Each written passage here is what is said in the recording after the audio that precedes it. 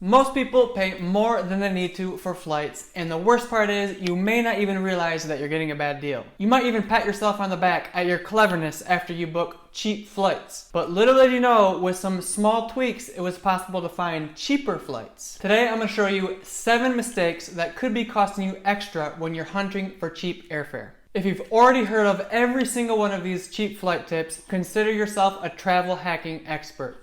Let's go.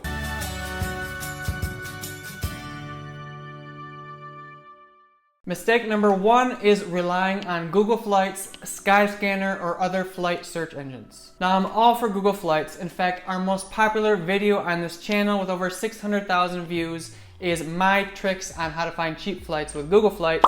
But sometimes you have to do a little extra investigation to find the true cheapest flights. Here's one example to show you what I mean. I'm all geeked up to travel to Kenya soon, so we'll use that. Let's say that we want to fly from the capital of Nairobi to Mombasa on the coast. Pop that into Google Flights and this is what you get. Over $600 one way? What the F? If you scroll down, you can see all the airlines that Google is searching here, and it turns out that these aren't all the airlines that are actually available. How do I know? Because I quickly Googled budget airlines in Kenya, or whatever your destination you're going to, and I quickly saw that there's some on the list that aren't showing up in Google. So I went directly to these airline pages, and would you looky here, these flights cost a little over 5,000 Kenyan shilling, which comes out to around 46 bucks. So whenever you're flying in a different country, always make sure to take a second to search for a list of all the local budget airlines to make sure you're not missing anything. Mistake number 2 is booking flights through third-party sites. Are you tempted to buy a cheap flight through third-party websites like Kiwi or eDreams? You better check yourself before you wreck yourself. That was dumb. Why did I say that? You better check yourself before you wreck yourself. These sites are notoriously horrible to deal with when things go south, like if you need to reschedule a flight or it gets delayed or canceled.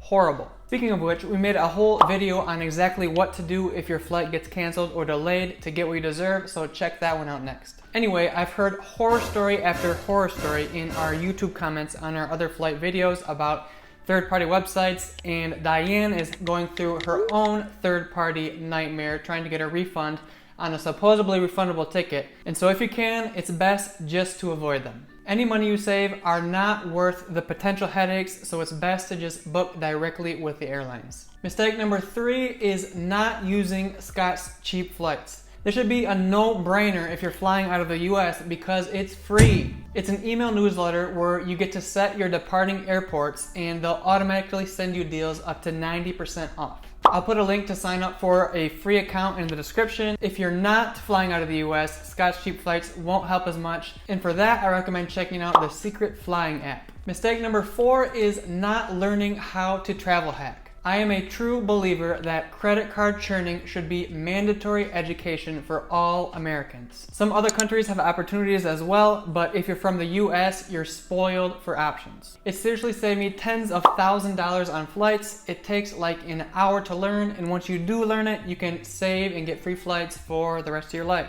I actually just went through the Travel Hacking and Credit Card Churning 101 course by Joshua Walter on Skillshare, who's sponsoring this video, thank you. And I was shocked to learn that I'm definitely doing things the hard way. The course focuses on goal-oriented churning, which basically means that you define what your dream vacation is, and with that in mind, you design a plan to figure out how you can pay for it with points and miles. This was like a light bulb moment for me because up until now I've just been accumulating as many points as possible, and then later I try to figure out the best ways to spend them, which doesn't always work out well. I also learned a trick in the course which lets me instantly see the best points to use for a certain flight. This is way easier than the method that I was using with opening up millions of different tabs and doing it manually. Anyway, learning these types of life and travel hacks is one of the reasons I'm glad that I joined Skillshare. Whenever I want to learn a new skill, whether that be travel hacking or travel photography or learning a new side hustle that I can do while I'm traveling, I just pop it into the search bar and dive in. The coolest part is that you can start taking classes for free with a free trial. The first 1,000 people to use the link in the description will get 1 free month of Skillshare classes. That's time for a lot of new skills. Moral of the story, grab the trial, take the travel hacking course. It's super quick and easy, and start earning free flights and stop spending your money on flights. Mistake number 4 is not searching for your flights in other currencies and locations. If you're only searching from your home location and your home currency, you could be paying more than you have to. It's no secret that some sites have location-based pricing, which means that the prices vary depending on where you're searching from. Fortunately, there's a few tricks that you can do to get the cheapest prices. The first is to play around with the country and currency settings on the flight search website,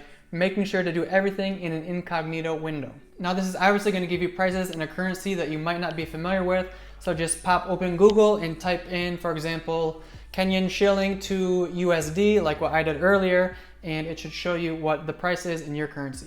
Sometimes when you change the country or currency, it'll also change the language of the website, and so if that happens, you'll also have to use Google Translate to check the prices. Apart from changing those settings, you can also test out setting a VPN to different countries. So if you're flying to India, for example, it might make more sense to set your location on your VPN to India and then search for your flight than searching from in the US or whatever. It's also a good idea to clear your cookies every time you make switches like this, just in case. Sometimes prices will be the same, that's okay, but sometimes you'll be pleasantly surprised. Okay, these last two are super quick. Mistake number 6 is booking in groups. The way a lot of these websites work is if you search for a group, let's say 3 or 4 people, it'll only give you 3 or 4 or whatever of the same type of seats. And so let's say, for example, there is one seat that's cheaper and the other seats are more expensive. You're not going to get the cheaper seat because it only pairs the same type of seats together. So if you're going in a group, especially a bigger group, it's helpful to check individually the prices for one ticket.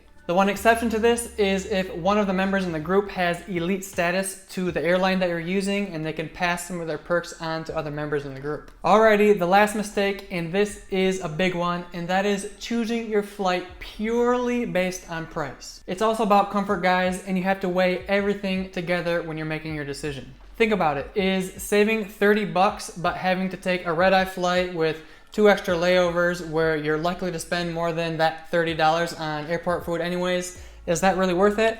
Probably not. Sometimes you have to set a price to your time and convenience and factor that into the equation as well. These are just a few of many tricks to save money on travel that we've picked up after over half a decade of full-time travel. To learn all our other money-saving travel hacks, make sure to dive into this playlist next. It's jam-packed full of awesome information. Bye-bye, guys. See ya.